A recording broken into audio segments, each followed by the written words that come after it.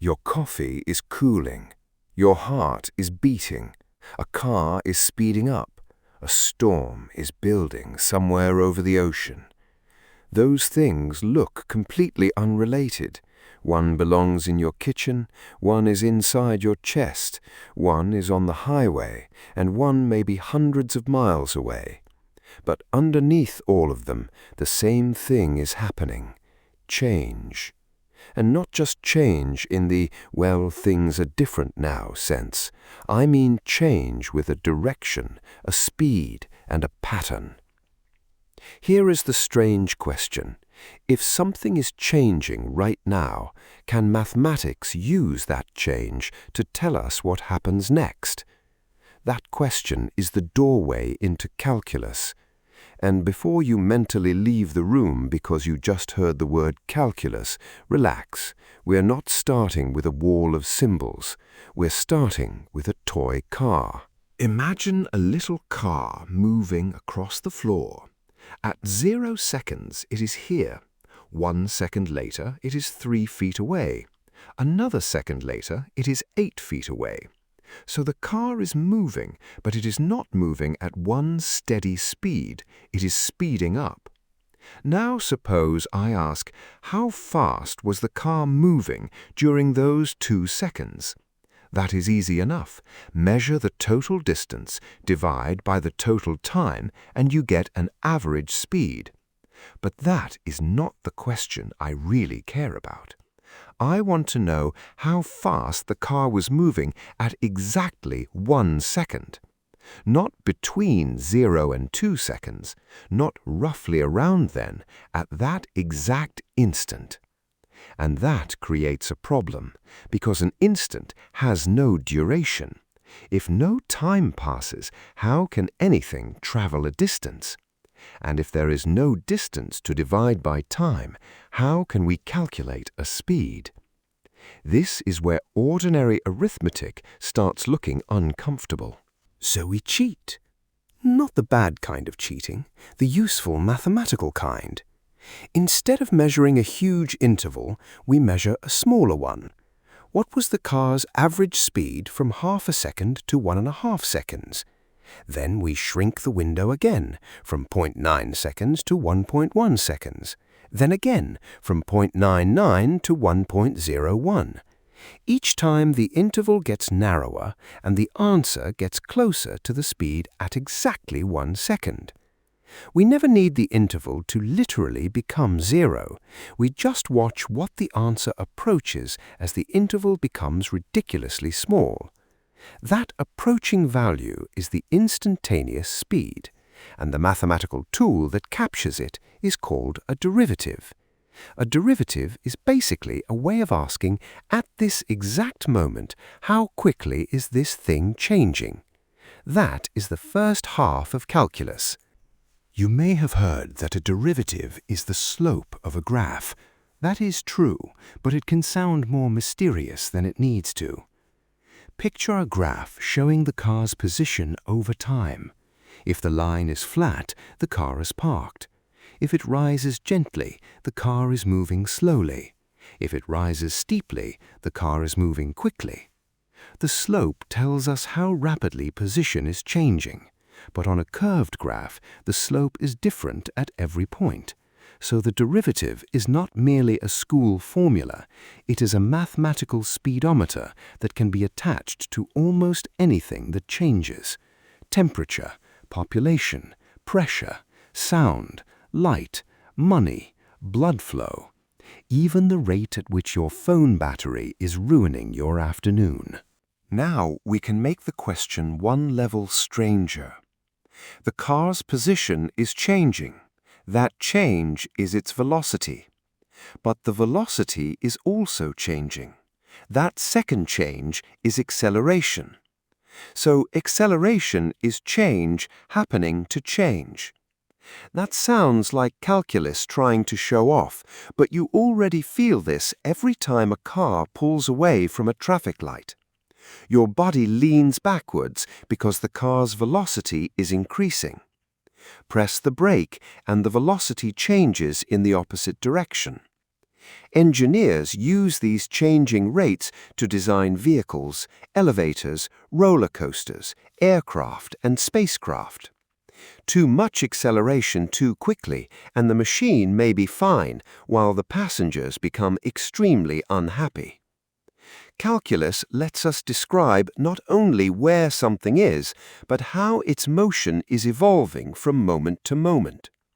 And once you can track change that precisely, prediction becomes possible.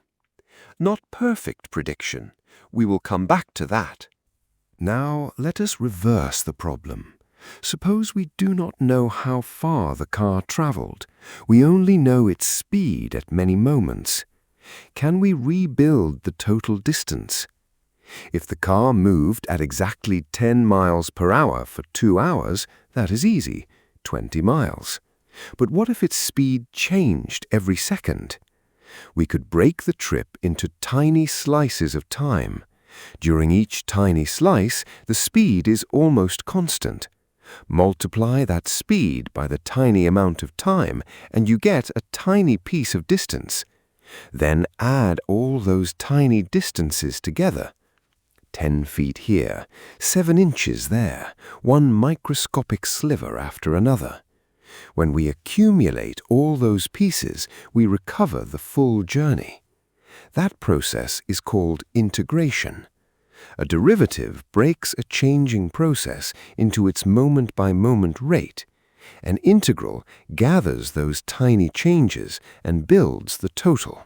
And here is the beautiful part.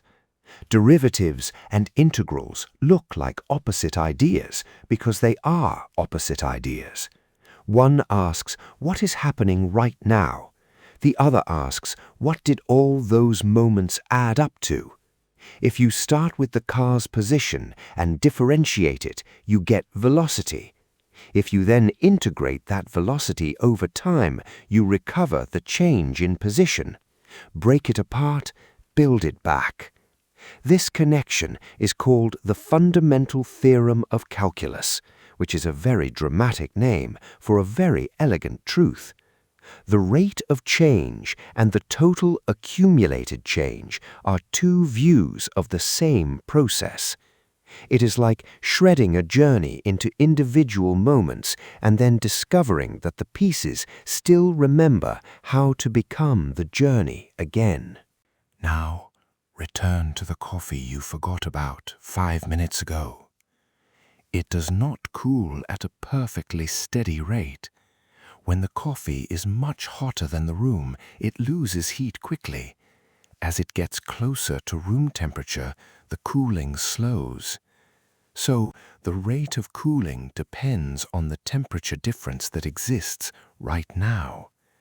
That is a calculus problem. A simple model called Newton's law of cooling describes this pattern. It does not know everything about your coffee. It may ignore airflow, evaporation, the shape of the cup, and whether someone keeps opening a window. But with reasonable starting information, it can estimate the temperature later. This is an important point. Calculus does not magically predict reality. It predicts what a model says will happen if its assumptions are close enough to reality. The mathematics can be exact while the model is still imperfect. The same idea appears everywhere. A population may grow faster when more individuals are available to reproduce, but resources eventually become limited, so the growth begins to slow. Your heart creates changing pressure that pushes blood through a branching network of vessels. Researchers use differential equations and fluid models to study those changing flows. The atmosphere is even more chaotic. Temperature, pressure, moisture, and wind are constantly influencing one another. Weather models divide the atmosphere into an enormous grid, estimate how conditions are changing inside each section, and calculate the next state, then the next, then the next. That is how a forecast moves forward through time. But tiny errors in the starting measurements can grow, especially over longer periods, so the forecast is not a crystal ball. It is a carefully calculated possibility based on the best information available. Now, take the same mathematics off Earth. A spacecraft is constantly being pulled by gravity. Its position changes, its velocity changes, and the direction of that velocity changes. Mission teams use differential equations and numerical calculations to estimate the spacecraft's future path. Then they compare the prediction with real tracking data and make corrections. The spacecraft does not simply aim at Mars, it follows a changing path through a moving solar system. And calculus also appears inside artificial intelligence. During training, a machine learning model makes predictions, measures how wrong they are, and adjusts its internal parameters. A method called gradient descent uses derivatives to estimate which direction will reduce the error. It is like standing on a foggy mountain and feeling the slope beneath your feet. You may not see the whole landscape, but the local slope tells you which direction goes downhill. So, can calculus predict the future?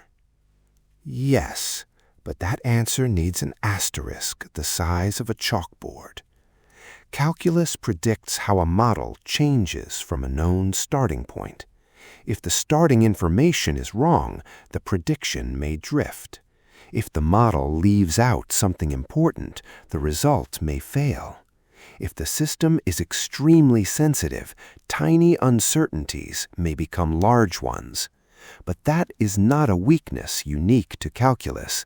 That is the challenge of describing reality. Calculus gives us a disciplined way to say, based on what is happening now and based on the rules we believe are operating, here is where the system is heading. It does not eliminate uncertainty. It turns uncertainty into something we can measure, test, and improve. At the beginning, we had a cooling drink, a beating heart, a moving car, and a forming storm. Now the connection is visible. Each one has a current state. Each one is changing, and each one carries clues about what comes next. The derivative tells us the change happening now. The integral tells us what all that change becomes over time. Together, they let us move between moments and journeys, between speed and distance, between a local pattern and a larger outcome. That is what calculus really is. Not a punishment invented for students, not a collection of symbols designed to frighten perfectly innocent people. It is a language for a universe that refuses to stand still. And once you notice the pattern behind change, calculus stops looking like complicated mathematics. It starts looking like a way of watching the future arrive.